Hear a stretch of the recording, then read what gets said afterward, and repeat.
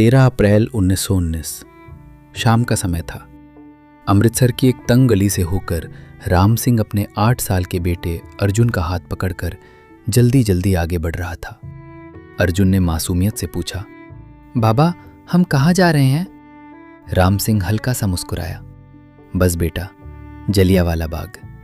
आज वहां बहुत लोग इकट्ठा हुए हैं। अर्जुन की आंखों में उत्साह था, लेकिन उसे क्या पता था कि वो अपनी जिंदगी के आखिरी कुछ पलों की तरफ बढ़ रहा था। जलियांवाला में भीड़ बढ़ती जा रही थी। चारों तरफ लोग, बातें और उम्मीद थी। अचानक दरवाजे बंद हो गए और अगले ही पल गोलियों की आवाज ने उस शांति को चीर दिया। चारों तरफ चीखें, भगदड़ और खून था। राम सिंह ने अर्जुन को सीने से चिपका लिया, लेकिन वो उसे बचा नहीं पाया। कुछ ही देर में जलियांवाला की मिट्टी खून से लाल हो गई। लाखों लोगों के खून से सना हुआ वो कुआं आज भी जलियांवाला के बीचों बीच मौजूद है। और इस भयानक तबाही के पीछे जिम्मेदार था जनरल डायर। लेकिन ये कहानी सिर्फ एक दिन की नहीं थी, बल्कि इसके पीछे था अंग्रेजों का कई सालों का धोखा और एक काला कानून।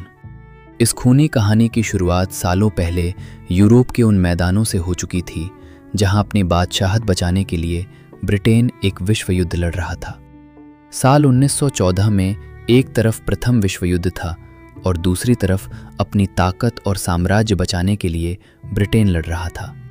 लेकिन इस युद्ध को लड़ने के लिए ब्रिटेन को सिर्फ अपने सैनिकों की जरूरत नहीं थी, उसे जरूरत थी पूरे साम्राज्य की ताकत की। और इसीलिए उसकी नजर पड़ी अपने सबसे बड़े उपनिवेश भारत पर।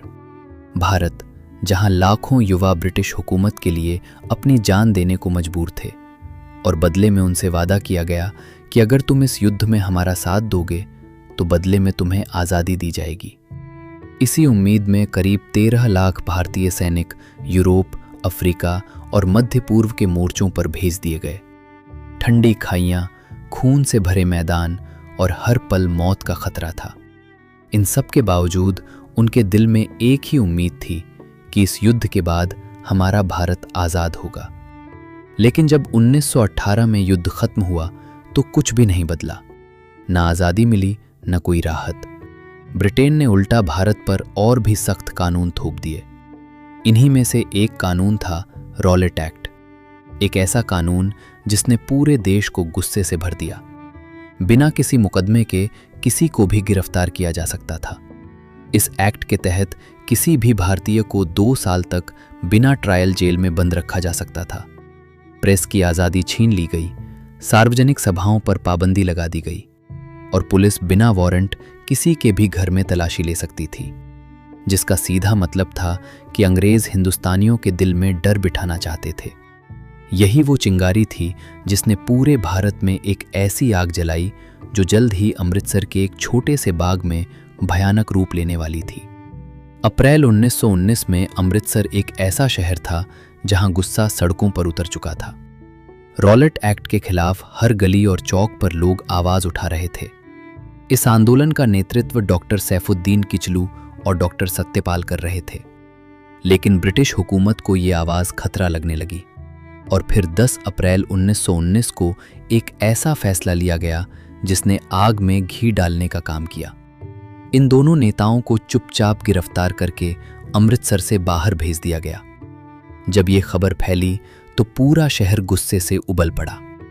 लोग सड़कों पर उतर आए और ब्रिटिश सेना ने भीड़ पर गोली चला दी, जिससे कई लोग मारे गए। अमृतसर अब एक ऐसे ज्वालामुखी में बदल चुका था जो किसी भी वक्त फट सकता था। और फिर 13 अप्रैल 1919 को बैसाखी का दिन आया, जो पंजाब में खुशी और नए साल का प्रतीक होता है। लेकिन उस दिन हजारों लोग जलियांवाला बाग में इकट्ठा हो रहे थे। कुछ लोग विरोध करने के लिए और कुछ मेले के लिए आए थे, लेकिन उन्हें क्या पता था कि वो एक ऐसे जाल में हैं जहां से निकलने का कोई रास्ता नहीं था। चारों तरफ ऊंची दीवारें और सिर्फ एक संकरी गली थी।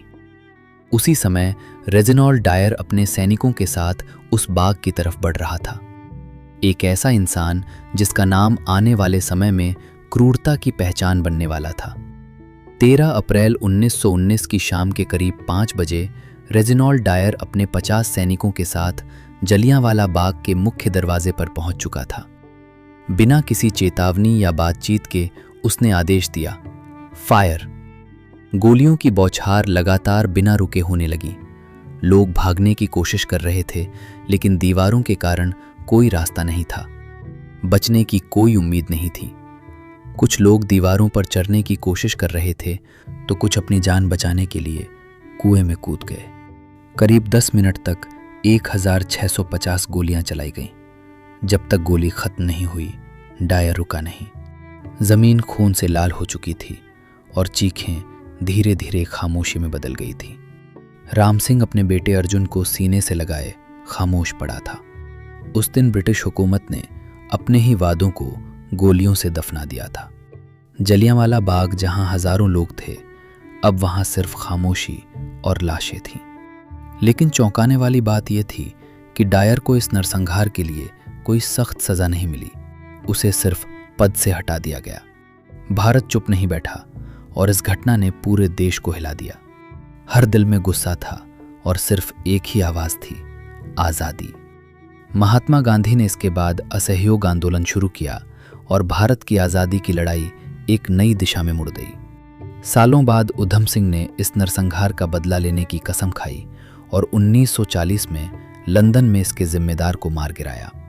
ये वो मोड़ था जहां एक देश डर से निकलकर बगावत की तरफ बढ़ा और गुलामी के खिलाफ हर दिल में आग जल उठी। जब आप आज़ादी की हवा में सांस लें तो याद रखिएगा कि इसके पीछे हजारों मासूम जिंदगियों की कुर्बानी छुपी है।